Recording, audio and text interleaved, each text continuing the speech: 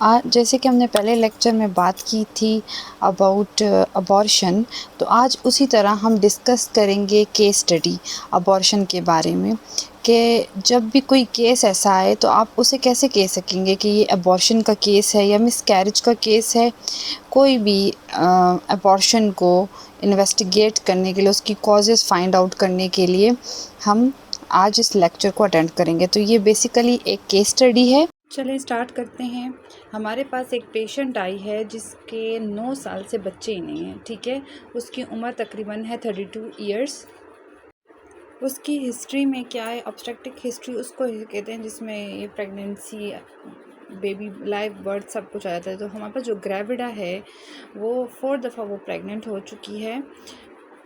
अभी live birth जिसको हम पैरिटी कहते हैं वो हमारे पास 0 है। अभी उसका कोई लाइव बेबी नहीं है, अलाइव बेबी नहीं है।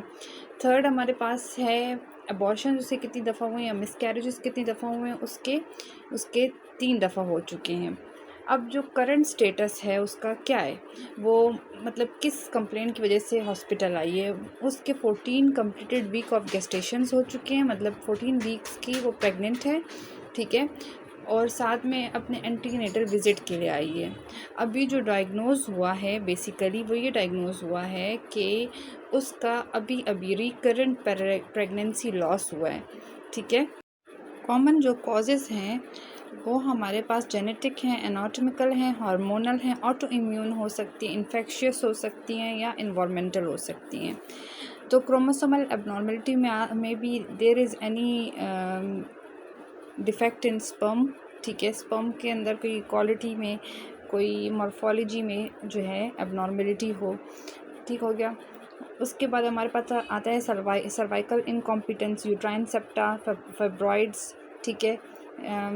अर्शमन साइंड्रोम्स, ये हमारे पास आते हैं। सर्वाइकल इनकॉम्पिटेंस जो है हमारे पास सर्विक्स जो है वो, या यूट्रस जो है वो इतना बोझ बर्दाश्त नहीं कर पा रही, और क्या हो जाता है, जैसे बेबी ग्रो करता है, बेबी जो है अबॉर्ट होने लगता है। सर्विक्स में इतना ताकत नहीं होती कि वो उसको रख सके, ठीक है। यूट्राइन सेप्टम्स हो सकते हैं, फाइब्रॉइड्स हो सकते। अच्छा, हार्मोनल क्या मसले हो सकते हैं, ल्यूटियल फेस डिफेक्ट हो सकता है, पॉलीसिस्टिक सिंड्रोम हो सकता है, हाइपोथायराइडिज्म हो सकता है, डायबिटीज़ मेलाइटिस और हाइपर प्रोलेक्टिनीमिया हो सकता है।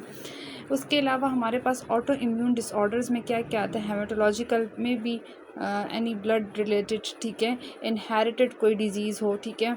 इसके अलावा कोई इन्फेक्शंस आ सकते हैं, इन्फेक्शंस की वजह से हो सकता है। इन्फेक्शंस में टॉर्च जो है आ सकता है, सिफिलिस हो सकता है, बैक्टीरियल विजाइनोसिस हो सकता है। इसके अलावा एनवायरमेंटल कौन से फैक्टर्स हैं, हमारे पास एक एनवायरमेंटल फैक्टर्स में आता है स्मोकिंग हो गया, अल्कोहल हो गया, रेडिएशन हो गई, ठीक है, ये सारे इसमें शामिल हैं। टॉक्सिक केमिकल जो है उसका एक्सपोजर होना, ठीक है। अभी हम बात कर लेते हैं कि हमने कौन सी डायग्नोस्टिक इन्वेस्टिगेशन करनी है, ठीक है। सबसे पहले हम genetic peripheral blood karyotyping of both parent and cytogenetic analysis of conception product. Karyotyping वही होता है, आपने ब्लड सैंपल लेना है और उसको क्या करना है, उसको लेबॉर्ट्री टेस्ट करवाना है। इसी तरह आपने साइटोजेनेटिक, यही बेबी के सेल्स वगैरह, कंसेप्शन जो बेबी है उसका कुछ सेल्स लेके लेबॉर्ट्री में एनालिसिस करवानी है कि आया ये अबॉर्शन किस वजह से हो रहा है, और बांझपन या इनफर्टिलिटी क्यों कॉज हो रही है। सेकंड है थायराइड टेस्ट करवाना पड़ेगा, T3 T4 TSH, ठीक है। इसके अलावा जो ब्लड ग्लूकोज टेस्ट करवाएंगे और सीरम प्रोलैक्टिन करवाएंगे। इसके बाद हमारे पास आता है इम्यूनोलॉजिकल कॉजेज़, उसमें हमारे पास आता है lupus auto immune, lupus anticoagulant. Basically lupus anticoagulant क्या है हमारे पास, उसके बाद आती है हमारे पास एंटी कार्डियोलिपिन एंटीबॉडीज़ वगैरह, ठीक है।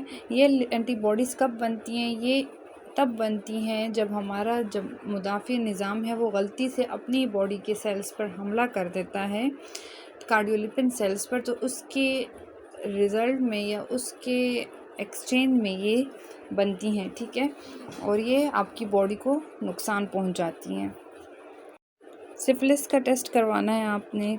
उसके अलावा टॉर्च टेस्ट जो होते हैं सारे वो करवाने पड़ सकते हैं, और साथ ही में हाई विजाइनल स्वाब्स, ठीक है, वो ताकि आपके विजाइना के अंदर के pH और इन्फेक्शंस को पता लगाया जा सके in the under observation of laboratory और माइक्रोस्कोप। सबसे पहले हम कौन सी इमेजिंग टेक्निक्स यूज़ करवाएंगे? अल्ट्रासाउंड हो गया, उसमें हम ट्रांसविजाइनल अल्ट्रासाउंड की तरफ जाएंगे, हम ट्यूब टेस्ट की तरफ जाएंगे, हम इसके अलावा जो है लेप्रोस्कोपिक प्रोसीजर्स की तरफ जाएंगे। अगर ज़रूरत पड़ेगी तो कोई ऐसी कंडीशन होगी जिसमें हमें लेप्रोस्कोपी करनी पड़ेगी तो हम उसकी तरफ जाएंगे। ट्रीटमेंट प्रिंसिपल्स क्या होंगे कि हम कैसे ट्रीट करेंगे, मेडिकेशंस देंगे, और अगर कोई ऐसा डिफेक्ट है तो उसको हम ऑपरेटिवली ठीक करेंगे। ठीक हो गया। अगर कोई एडहेजन है उसको रिमूव करेंगे, लाइक फाइब्रॉइड है, लाइक सिस्ट है, कोई भी ऐसी चीज़ है। ठीक है। हम मायोमेक्टमी कर सकते हैं, कुछ भी कर सकते हैं उस टाइम उस कंडीशन को ठीक करने। अगर अब आपका कोई क्वेश्चन हो इससे रिलेटेड, अबॉर्शन के केस से related, you can ask me in comment section. Thank you so much.